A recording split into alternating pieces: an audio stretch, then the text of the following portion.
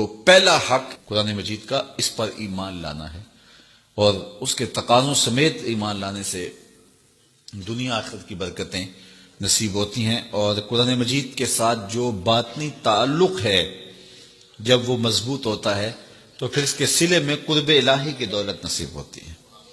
جب اس کے ساتھ تیقن پیدا ہو جاتا ہے، یہ تیقن ہی من میں روشنیاں پیدا کر دیتا ہے۔ دوسرا حق اس کتاب کا یہ ہے کہ اس کو صحت لفظی کے ساتھ تلاوت کیا جائے۔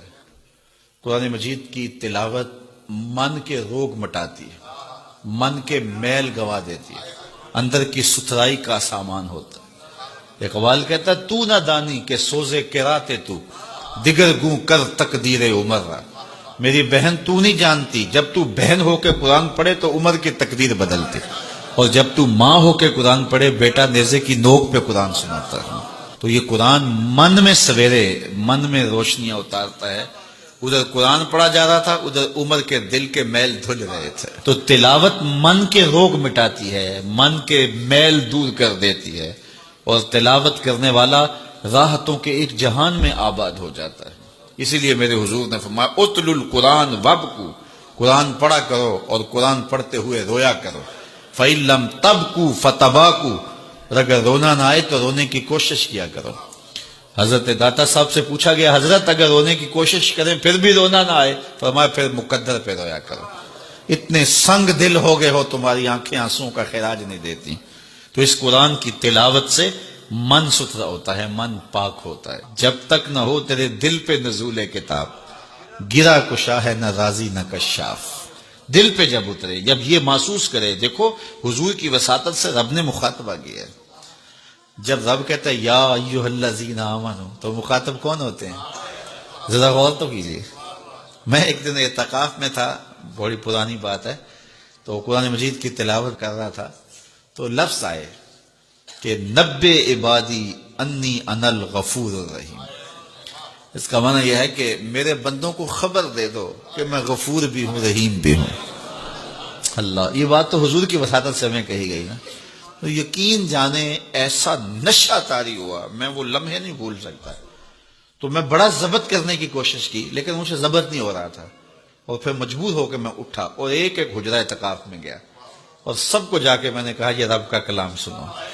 رب کہتا میرے بندوں کو بتاؤ، خبر دو، میں غفور بھی ہوں، رحیم بھی ہوں۔ تو یہ قرآن کی تلاوت کے مزے ہوتے ہیں۔ تیسرا حق قرآن مجید کا ہمارے ذمے، اس کو مفاہیم و مطالب کے ساتھ سمجھنے کی کوشش کرنا کہ یہ قرآن ہمیں کیا کہہ رہا ہے۔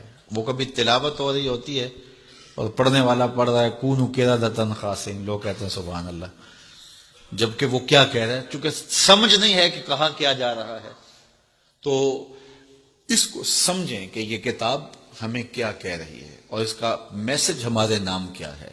حضور کی وساطت سے ہمارے نام یہ رب کا پیغام ہے۔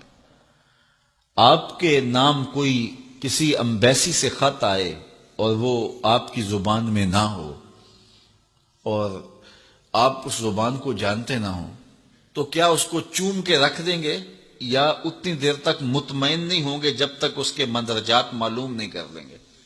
آپ کہیں گے کوئی خیر کی خبر ہے، کوئی دکھ کی خبر ہے، کیا بات ہے، میں اس کو دیکھنا چاہتا ہوں کہ مجھے انہوں نے لکھا ہے تو کیا لکھا ہے، میرے نام پیغام کیا ہے۔